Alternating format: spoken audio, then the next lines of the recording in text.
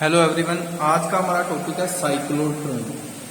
देखो, साइक्लोट्रॉन सबसे पहले क्या है। साइक्लोट्रॉन एक ऐसी डिवाइस है जो कि पॉजिटिवली चार्ज्ड पार्टिकल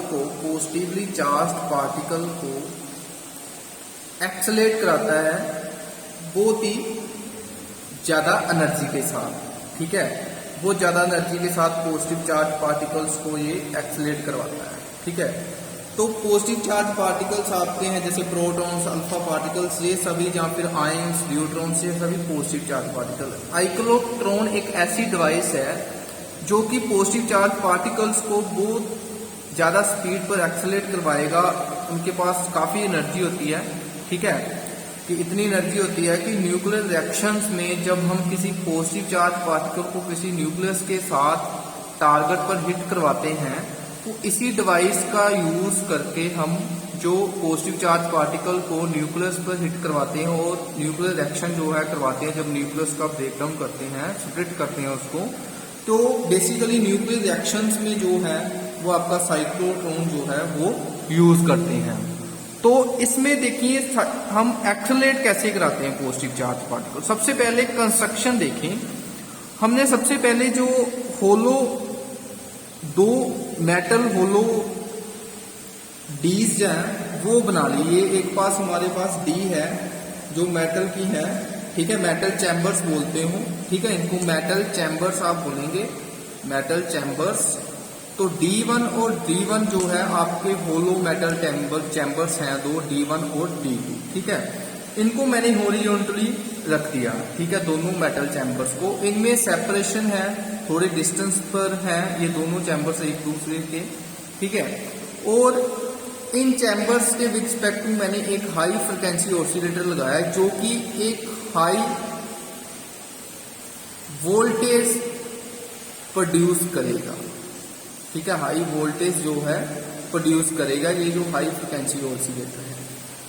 ठीक है, और यहाँ पर एक विंडो है, यहाँ से चार्ज पार्टिकल आपका बाहर निकलेगा हाई स्पीड पर। ठीक है, हाई स्पीड पर बाहर निकलेगा जिसके पास एक ऐसी एनर्जी होगी जब वो अपने टारगेट पर हिट करेगा तो वो उसको ब्रेक कर देगा। ठीक है, स्प्लिट कर देगा। तो ये विंडो है, यहाँ पर हमने चैम्बर में लगाई, यहाँ से पार्टिकल बाहर निकलेगा और यहाँ पर टारगेट है, यहाँ पर जाकर वो हिट करेगा। और इनके इस सब चैम्बर्स को मैंने दो मैग्नेटिक पोल्स में रखा है, नॉर्थ पोल और साउथ पोल, जो कि एक स्ट्रॉन्ग मैग्नेटिक फील्ड प्रोड्यूस करेंगे। ठीक है, और उसकी डायरेक्शन नॉर्थ टू साउथ होगी जो कि बिल्कुल परपेंडिकुलर होगी जब चार्ज पार्टिकल इस डी में मूव करेगा।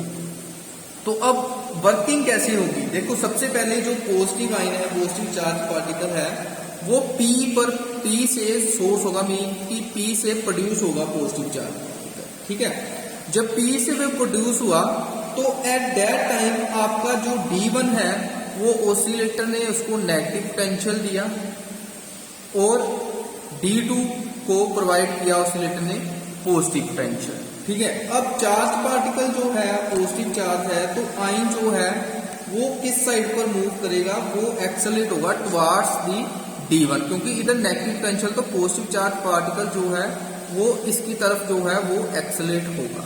ठीक है, लेकिन जब एक्सेलरेट हुआ पॉजिटिव चार्ज पार्टिकल तो वो एक फील्ड स्पेस में एंटर किया, तो एक कांस्टेंट वेलोसिटी के साथ एंटर करेगा, कांस्टेंट स्पीड के साथ एंटर करेगा, जिसको मैंने v मान लिया। स्पीड जो चार्ज पार्टिकल है वो कांस्टेंट स्पीड के साथ इस फील्ड फ्री स्पेस में एंटर करेगा, तो v उसकी स्पीड होगी कांस्टेंट। ठीक है, तो जैसे अब वो चार्ज पार्टिकल मूव किया कांस्टेंट स्पीड v के साथ, लेकिन उस टाइम पर उसको मैग्नेटिक फील्ड जो है वो नॉर्थ से साउथ की तरफ जो उसको इन्फ्लुएंस हुई वो उसके परपेंडिकुलर है। तो जब भी एक चार्ज पार्टिकल मैग्नेटिक फील्ड के परपेंडिकुलर हो तो उसका मोशन क्या हो जाता है? सर्कुलर। तो यहां से वो एक सर्कुलर मोशन जो है वो ग्रैब करेगा और सर्कुलर मोशन उसका इस डायरेक्शन में होगा। ठीक है, ये लास्ट आर्टिकल में भी आपने देखा, जब 90 डिग्री पर मैग्नेटिक फील्ड हो किसी चार्ज पार्टिकल को तो उसका मोशन सर्कुलर पाथ होता है। यहां से वो एक सर्कुलर पाथ मोशन में गया। ठीक है। लेकिन जैसे ही चार्ज पार्टिकल आपका यहां पर पहुंचा, ठीक है, अब इस D से वो बाहर निकलेगा और इसको इस D में एंटर करना है, D2D में। लेकिन अब इसके पास पॉजिटिव पोटेंशियल है, तो positive charge particle positive potential को तब तो रिपेल होगा, ठीक है, लेकिन इसमें वो एंटर नहीं कर सकता। लेकिन ये एंटर करेगा इसमें, कैसे करेगा, जो ये हाई फ्रिक्वेंसी ऑसिलेटर है, जैसे ही चार्ज पार्टिकल यहां पर पहुंचेगा, जैसे ही वो इंस्टेंट ऑफ टाइम यहां पर पहुंचेगा, उसी इंस्टेंट ऑफ टाइम पर जो हाई फ्रिक्वेंसी ऑसिलेटर है वो इसकी पोलैरिटी चेंज कर देगा, वो इस D को नेगेटिव पोलैरिटी प्रोवाइड करेगा और इसको पॉजिटिव पोटेंशियल कर देगा। तो यहां से चार्ज पार्टिकल जैसे बाहर निकला D से, वो फिर से एक एनर्जी के साथ D2 में एंटर किया, और D2 में एंटर करने के साथ ही उसके पास कुछ ना कुछ एनर्जी थी, वो फील्ड फ्री स्पेस में एंटर किया। तो यहां पर जब वो एंटर किया तो दोबारा उसको मैग्नेटिक फील्ड जो है परपेंडिकुलर एक्सपीरियंस हुई और उसको एक फोर्स मिली जिसने फिर से उसको सर्कुलर पाथ में कर दिया, ठीक है। सर्कुलर पाथ में फिर से जब वो D2 से बाहर निकलेगा इस D में एंटर करने के लिए, D1 में एंटर करने के लिए, तो हाई फ्रिक्वेंसी ऑसिलेटर फिर से इसकी पोलैरिटी चेंज कर देगा, मीन्स कि इसको नेगेटिव कर देगा और इसको पॉजिटिव कर देगा।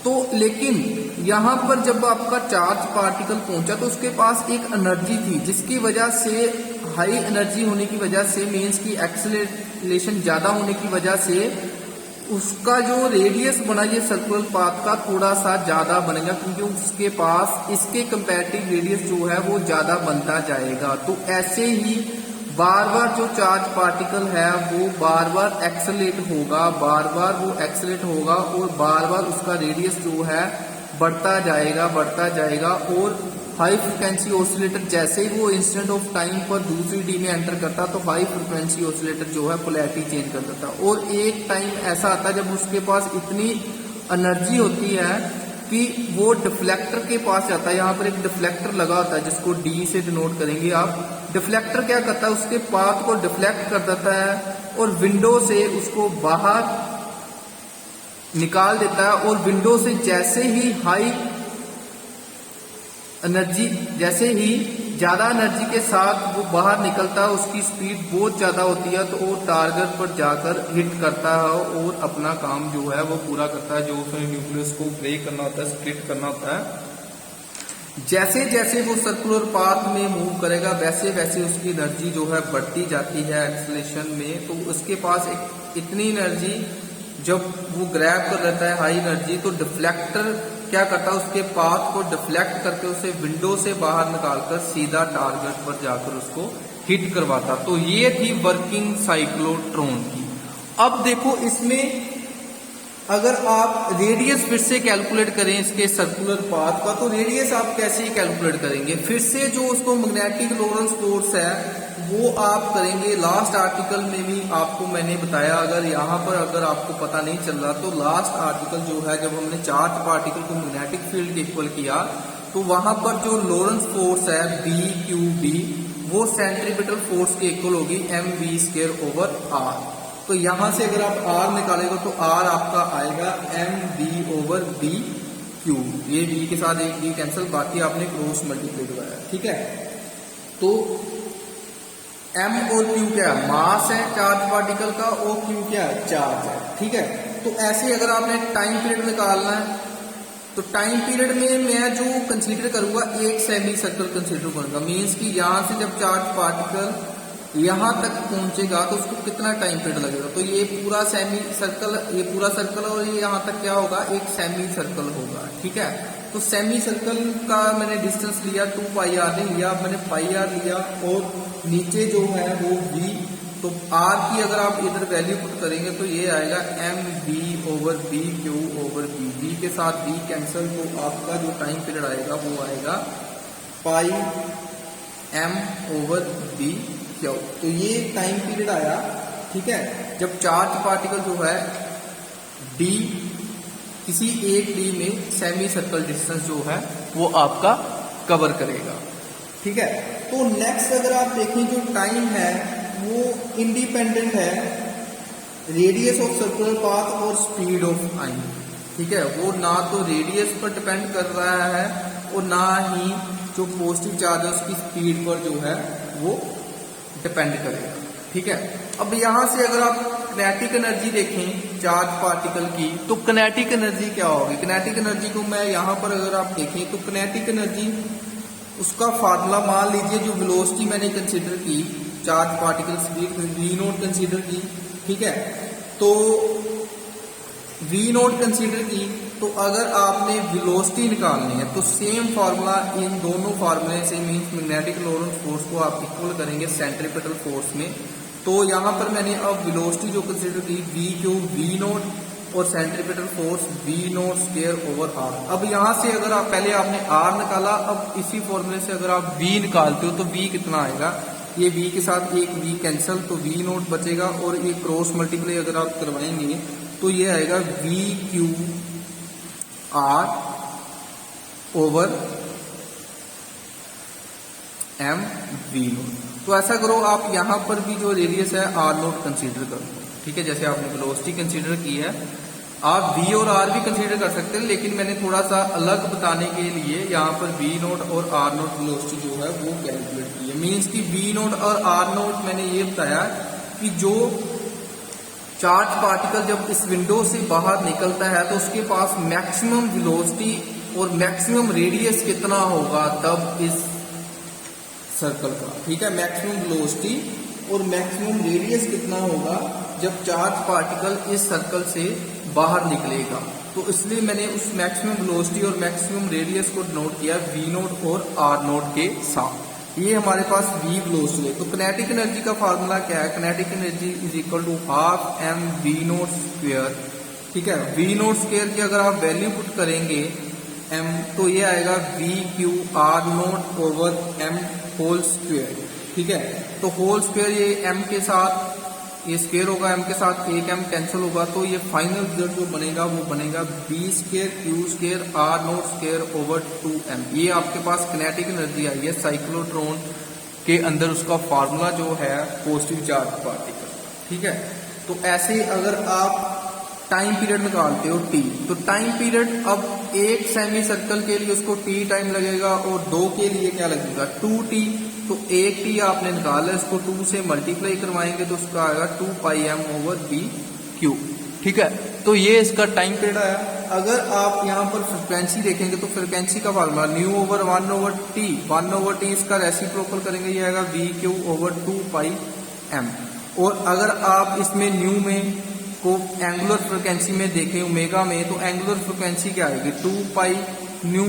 यहाँ पर न्यू की वैल्यू पुट आप करेंगे तो ये कितना आएगा 2 पाई और ये आएगा बी क्यू ओवर 2 पाई एम। 2 पाई से 2 पाई कैंसिल और ये आपके पास बी क्यू ओवर एम जो है इसकी एंगुलर फ्रिक्वेंसी है। ठीक है, तो ये था साइक्लोट्रॉन में पॉजिटिव चार्ज पार्टिकल आपका कैसे जो है वो एक्सेलरेट करेगा। तो इसकी कुछ लिमिटेशंस भी हैं। लिमिटेशंस क्या है इसमें? सबसे बड़ी लिमिटेशन ये है कि ये न्यूट्रल जो पार्टिकल्स है उनको मूव नहीं करवाता और ना ही ये इलेक्ट्रॉन्स को मूव करवा सकता है। ठीक है, ये दोनों इसकी क्या है लिमिटेशन है। ना तो अनचार्ज पार्टिकल को ये मूव करवाएगा और ना ही इलेक्ट्रॉन्स को ये मूव करवा सकता है। ठीक है, क्योंकि इलेक्ट्रॉन का मास जो है, मास इलेक्ट्रॉन्स का बहुत कम होता है। ठीक है, जिसकी वजह से उसको इतनी एक्सेलरेशन नहीं मिलेगी, उसके पास इतनी एनर्जी नहीं होगी कि वो टारगेट को हिट कर पाए। ठीक है, तो पॉजिटिव चार्ज पार्टिकल का मास ज्यादा आता है एज कंपेयर टू इलेक्ट्रॉन्स के। तो ये दोनों इसकी क्या है लिमिटेशन है साइक्लोट्रॉन।